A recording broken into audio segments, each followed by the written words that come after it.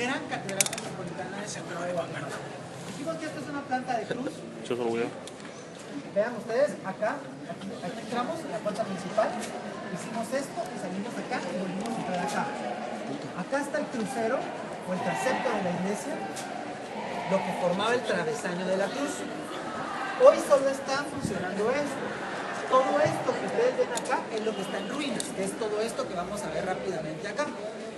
Vean ustedes la cantidad de capillas y la masiva construcción que poseía la catedral.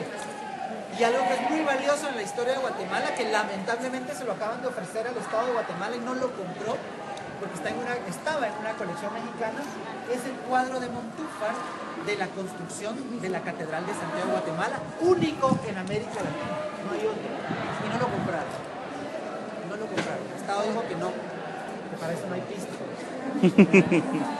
¿Y qué es lo importante de esto? Vean ustedes, en este retrato de Montúfar aparece el obispo de Guatemala llegando a supervisar la construcción en su carruaje, acá, y el Palacio de los Capitanes cuando todavía era de madera, como mencioné allá, aquí en la esquina. ¿Lo ven? Y aparecen, por eso es que es único en América, los operarios, los albañiles, el maestro de obras, enseñándonos cómo se va levantando toda la fachada de la catedral. Y como vean ustedes, el artista fue tan hábil que pintó cómo eran por dentro las cúpulas que se desplomaron en el terremoto de 1773. Pero no contento con eso, Montúfar retrata todo el mercado que hay en la plaza principal de la iglesia. Y entonces podemos ver los trajes, las verduras, las frutas, las artesanías, todo lo que estaba vigente en la Guatemala antes de 1680, que fue la inauguración de la catedral. Por eso es que el cuadro es único en América. Único en América. Y la existencia del campanario antiguo que estaba en la parte de atrás. Por eso cuando a veces uno va en la calle, ve que dice calle de las campanas. Y dice, ¿aquí por qué cae las campanas? Porque el campanario de la catedral estaba atrás. ¿Por qué razón no estaba adelante? Pura razón estética, ¿no? Pura razón estética. El primer campanario, porque este se desploma en 1717. Entonces es necesario quitarlo y ya no volver a construirlo porque era muy inseguro. Entonces ahora vamos a irnos por aquí. No sé si hay alguna pregunta ahorita, y si no, nos cruzamos en esta callecita y nos vamos al choque. ¿Dónde? Ahí está ahí, ¿no? Pasémonos a la central.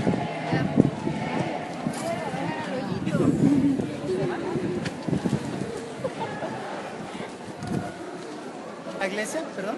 Vamos a entrar. ¿A la qué? Sí, podemos entrar. Cuando entramos a la iglesia allá al frente, nos dimos cuenta que había un tope. Ese tope no existía. Solo había un retablo que se llamaba retablo del perdón para que la gente cuando entrara no viera directamente el retablo mayor. ¿Sí? Pero la iglesia, vean ustedes, allá está la fachadita, ¿verdad? Entonces, vean ustedes, esta es la nave principal del templo que remata hasta en aquel extremo. Y en los laterales estaba el acceso directo por las naves procesionales. Y luego hay una última nave, que es la nave de capillas, ahorita vamos a ver una allá, donde se celebraban las ceremonias privadas para no usar la gran catedral. La catedral solo se utilizaba en las grandes ceremonias. Ahora, había un sector que nosotros no tenemos relación con él, que es este, porque esto dejó de existir en el siglo XIX y es el coro de la iglesia. En este pedazo no entraba nadie, en todo este pedazo. Aquí había una gran reja y aquí había 2 niveles, con 2 niveles de órganos para cantar. Y entonces se instalaba un coro arriba y un coro abajo para acompañar las ceremonias. Una pregunta, licenciado, es como lo que se puede ver en capuchinas, el doble... Lo que se podría ver en capuchinas, solo que nosotros no tenemos algo encerrado, así como esto. Esto solo hay en México, en Puebla, en Oaxaca y en el Cusco, en América. ¿Verdad? Después casi todos los cambiamos. Entonces vean ustedes, aquello era la parte de la entrada de la catedral. Este era el coro, entonces para las funciones solo queda de aquí para donde están los chicos que están agarrados de la mano allá. Ese era el espacio para la ceremonia. Vean qué pequeño, ¿verdad? Miren qué gran caserón, y solo esto era. ¿Por qué solo esto es? Porque esto es solo para el sector de poder de la ciudad de Guatemala. Aquí solamente venía el capitán general, los oidores, los jueces, y todo el mundo tenía que estar parado por ahí. Si podía entrar, porque tampoco podía entrar. Para eso estaban las demás iglesias. Para digamos. eso estaban las demás iglesias. Esta es la catedral. El grupo de dirigentes es el que viene acá. No hay bancas. Esa idea de sentarnos en la iglesia es nueva. En ese momento, quien puede venir es porque tiene su esclavo que le trae su banquita y se puede poner. Okay. Y entonces tiene su sirviente que se va a estar ahí paradito y le va a poner su lugar para que usted se siente. No hay bancas. El arzobispo metropolitano pasaba de su palacio a un balcón acá a escuchar misa. ¿Para qué? Para no revolverse con la gente, con el pueblo. ¿Cómo? Cuando era una ceremonia oficial, sí, obviamente oficiaba ahí arriba, ¿verdad?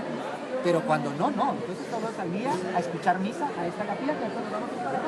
Solo sonándonos a esta capilla, no sé si hay gente ahí, pero... Una pregunta. Hace algunos años, en algunas iglesias más que todo del interior, miraba que se separaban lado izquierdo hombres, digamos, lado derecho mujeres. Todavía se hace. Digamos, en las iglesias que yo hago, Patzún, Chimaltenango, donde lo miraba ya no se hace, pero aquí, digamos, en el tiempo de la colonia se hacía entre los grupos así de este tipo, de esta élite, o eso solo era para... En el interior. Eso era para el interior. En el interior. Aunque tampoco se trata de evitar esa comunicación en la iglesia entre hombres y mujeres por razones morales, digamos, ¿verdad? Morales. Aquí quisiera que nos acercáramos, aquí donde está Felipe sentado, hay un balconcito. Vamos acercándonos ahí y vamos viendo.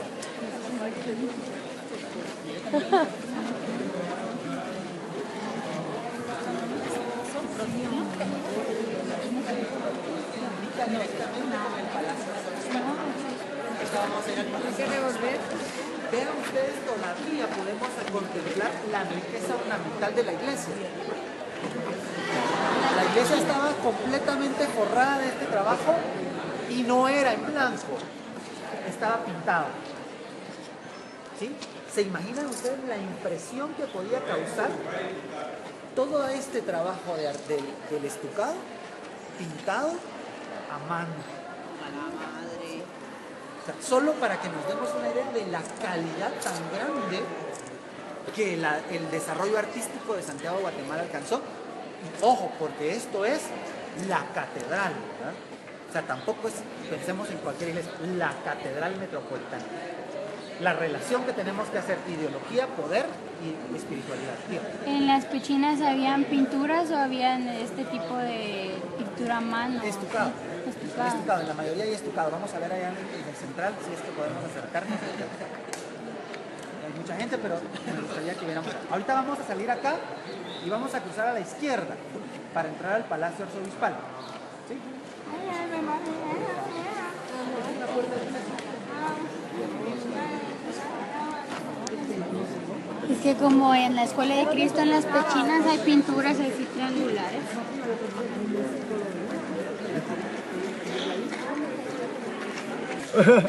Ahora esto que está acá es el Palacio Episcopal de Guatemala. Era la sede, así como el Palacio de los Capitanes Generales es el signo de poder político, este es el signo de poder religioso. Y por lo tanto tenía que tener una dignidad pues similar a la otra. Entonces hoy lo que vemos es uno de los lugares más destruidos que queda de la ciudad de Santiago, pero en su momento esto estuvo lleno de pintura, tanto de caballete como mural. Ahorita que ustedes vayan a bajar acá, van a ver cómo se desploma todo el sistema de arcadas y cae casi que intacto, y ustedes van a poder ver toda la pintura mural con la cual estaba decorada, que es en rojo, y van a poder ver toda la superficie acá. Esto comunicaba directamente con el balcón, allá está la entradita al balcón, esto se cayó, y pues era un lugar espléndido, ¿verdad? Porque el arzobispo aquí tenía muchos sirvientes, recibía todas las audiencias y controlaba toda la diócesis, ¿verdad? Que vuelvo y estoy mal. ¿El nivel de piso, este es el original? No, aquí estamos un poco más arriba. De hecho, usted ve aquí que aquí hicieron una adición del... porque está tapando la puerta. Cuando la ciudad se destruye en 1773, no pensemos en que todo se queda así como que solo corre el viento y las pelotas de polvo y de matorrales, no, ¿verdad? O sea, sí se quedó gente viviendo acá. Entonces se empezaron a apropiar de las cosas. O, por ejemplo, ¿perdón? Destruyeron más de lo que ya estaba destruido. Por ejemplo, en el caso de este claustro que está acá funcionó un circo y funcionaba un teatro y hacían corridas de toros. Entonces, eso hizo que todo tuviera un deterioro todavía más pronunciado. Porque en realidad esto había quedado bastante entero. Esto se cayó hasta 1917, si no estoy mal, este claustro que está acá. Por eso es que ustedes lo ven, justamente quedó exacto como los arcos como cayeron, ¿verdad? Si quieren bajemos y lo vemos allá.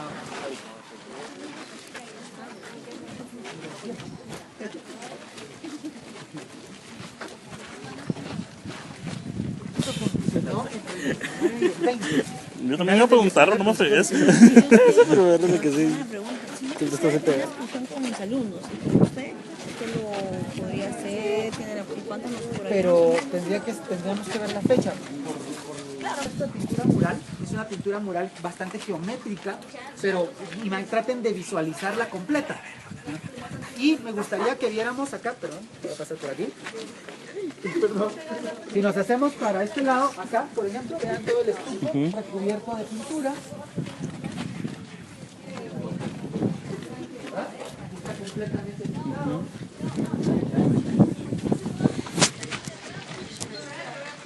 Toda la teoría, vean ustedes la calidad del diseño, el trazo de dibujo, todo estaba decorado. Y ya nos da la idea, ahora sí, de un palacio. Vean ustedes los arranques de las columnas. Trabajamos todos con pintura mural en color rojo. Interesantísimo, por ejemplo, de que esto es una técnica prehispánica, porque se está pintando con cochinilla, que es un tinte de origen prehispánico. Entonces se están aprovechando los recursos propios de Guatemala para realizar una nueva producción artística. Miren este bloque completamente decorado, ¿verdad? No deberíamos de tocar. No se puede tocar. No deberíamos. No se debe. No, ni se puede. No, esto sí es Vayan a ver, culto. no organizo. Esto es arte culto, Tocarlo. ¿verdad? Porque es una pintura. No se debería.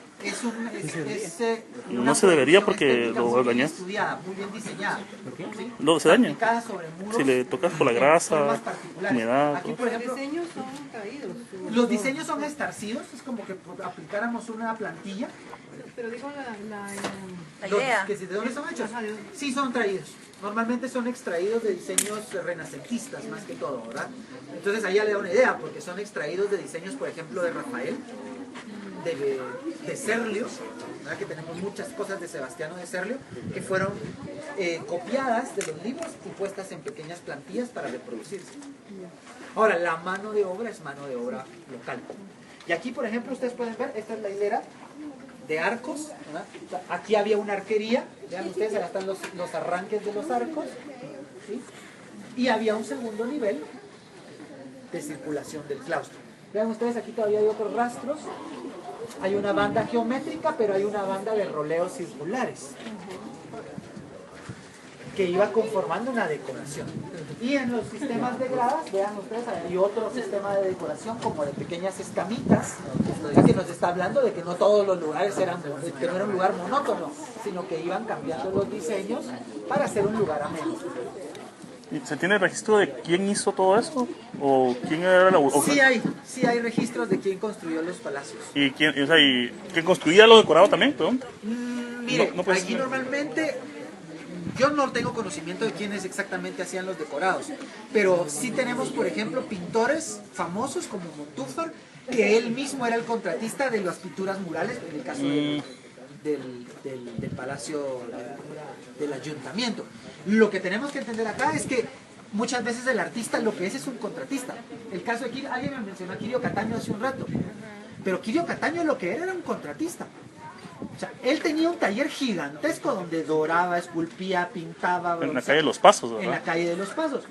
Entonces, el señor de Esquipulas, decimos, lo hizo Quirio Cataño, pero en realidad no lo hizo él. Hizo su taller. Lo hizo su taller. Él lo que hacía era contratar. Esto era una empresa capitalista. Y eso nos habla de que esto de capitalismo no es nada que esté funcionando hasta ahorita. Ya está funcionando perfectamente en ese tiempo. ¿Sí? Porque lo que él está haciendo es una acumulación de capital. ¿Sí? Y la mano de obra, digamos, en ese sistema, la mano de obra explotada aquí era de esclavos. No, esclavos prácticamente no eran trabajados aquí en la ciudad de Guatemala. Los esclavos eran prácticamente solo de servicio doméstico. Aquí teníamos mulatos libres y pueblos originarios, especialmente cachiqueles. ¿Sí? El caso de la catedral es un caso extremadamente interesante porque el maestro mayor, el arquitecto mayor de la ciudad, que es don Joseph de Porres, es un mulato libre. Eso ya le dice a usted que ahí sí hubo una escalada social, porque muere el arquitecto mayor y lo nombran a él, dada su experiencia, y él funda una dinastía de arquitectos, tan grande que construyen la Catedral de León en Nicaragua, ya 3 generaciones después. Pero el original es un mulato libre. Eso quiere decir que él fue esclavo, mulato, lo liberan y se profesionaliza a tal grado que termina siendo el arquitecto mayor de la ciudad. ¿Cuál es la condición entonces de los trabajadores o de los que Mire, aquí no eran, digamos, esclavos? Eran asalariados.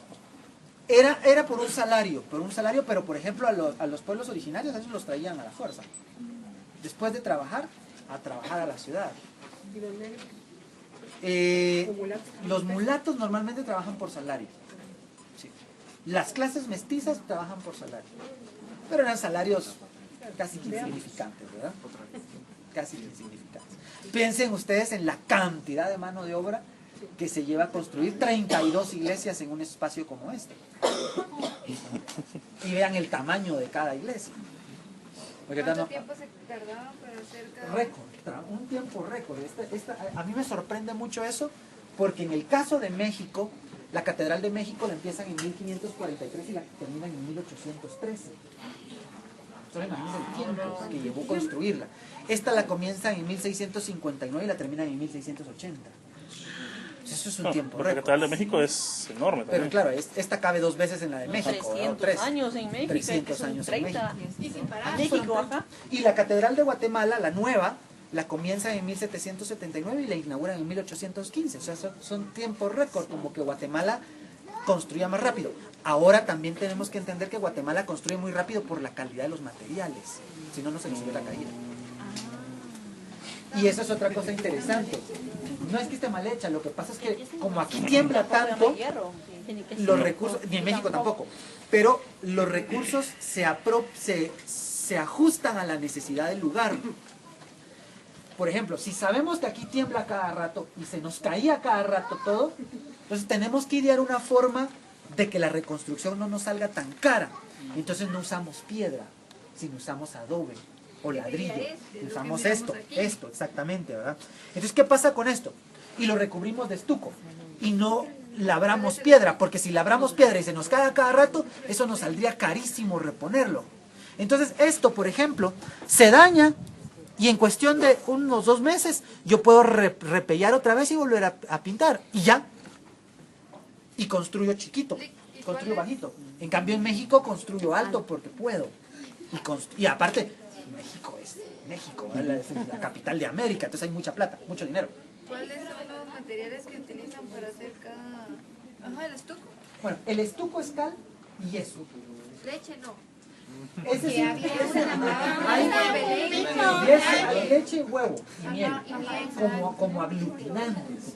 O sea, miren, es increíble y a mí me parece muy interesante eso porque uno pregunta, mire, le pregunta a un arquitecto o a un restaurador, mire, ¿y el estuco exactamente de qué es? Y nadie le sabe decir a uno de qué es. Pero es leche, huevo. No, es que hay muchos aglutinantes. Yo sabía que en Amatitlán fue donde usaron esa En técnica con Amatitlán, leche porque en había muchas Porque hay granjas mucho, de... exactamente, hay Y mucho de hecho ingenio. había edificios Supuestamente. Pero Santo Domingo, en Guatemala también, Y por exacto. ejemplo el Instituto Belén. Ahí en Belén, también en la Baja Verapaz, hay con ese aglutinante. Pero hay otros lugares donde el aglutinante es maguey, es savia de maguey. Se han dado cuenta que el maguey es viscoso, entonces se utiliza savia de maguey como aglutinante. O sea, el aglutinante puede variar demasiado según los recursos de cada región.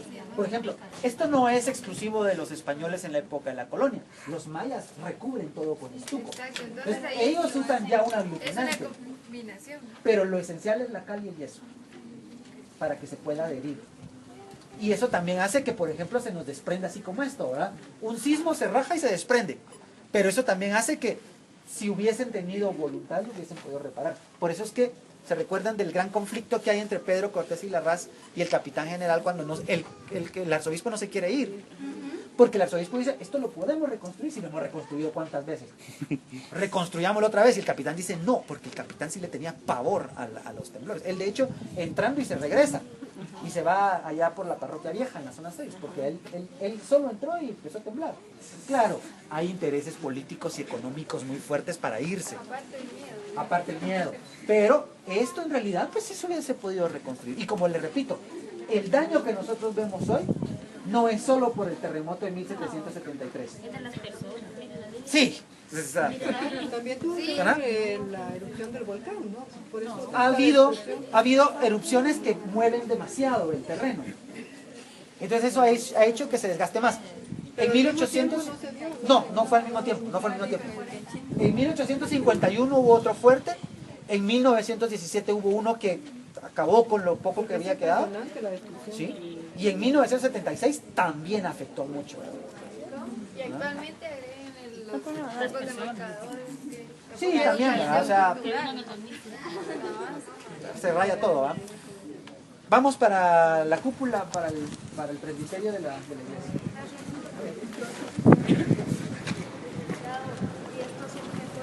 Sí, no, esto era finísimo, porque aquí estamos parados en el punto principal de la catedral. El altar, este es el altar. Este es el altar mayor, aquí había un baldaquino, dice la crónica, un baldaquino. ¿Los pisos de esta catedral qué era? Losa, ajá, era losa. Bueno, entonces, ahora que gracias a Dios nos pudimos desplazar para acá, pues entramos por la nave principal. Ahí era el lugar de donde la gente se quedaba escuchando la ceremonia. Y este es el lugar donde se ofician las ceremonias. Este es el altar mayor, ¿verdad? Este es el altar mayor, es decir, el lugar más importante de la catedral. Es el lugar donde podemos ver todavía un poquito más los detalles de estuco. Vean ustedes la calidad del detalle y la cantidad de detalles. No solo la calidad, sino la cantidad, ¿sí? La elaboración. Y acá es muy interesante ver cómo todavía las pechinas, ¿alguien me preguntaba por pechinas usted? Aquí las pechinas todavía muestran a los turiferarios se llaman los ángeles que están esparciendo el incienso. Ok. Y ven ustedes abajo a los 4 evangelistas con sus propios signos. Y de esquina a esquina. Que están normalmente en las pechinas principales del templo, ¿verdad? Aquí está San Juan. ¿Cómo sabemos que es San Juan? Porque ahí tiene su signo tetramorfo, que es el águila. Ahí está, ¿verdad? Ahí está bajito el águila. Por aquí está Mateo, que tiene el ángel, ¿verdad?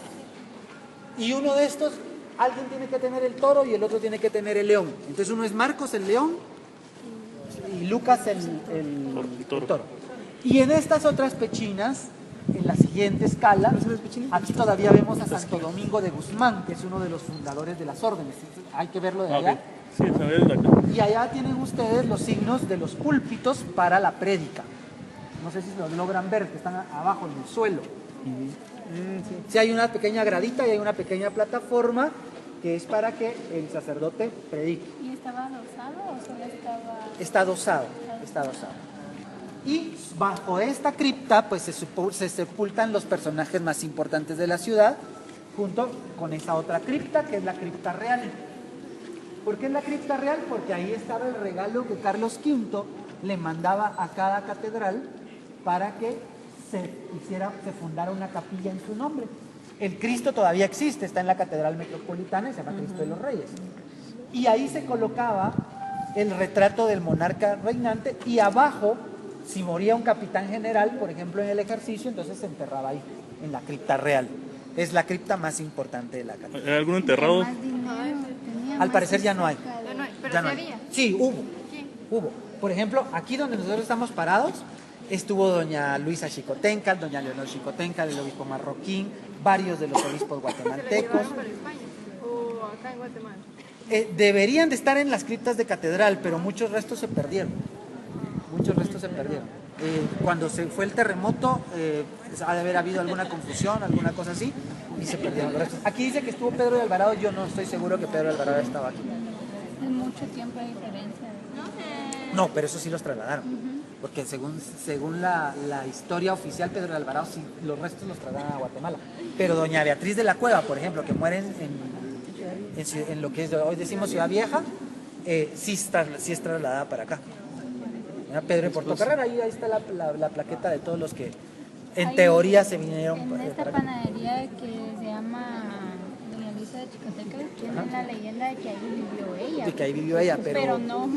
en realidad es Sí, como infundada. igual como acá de la Cinventura.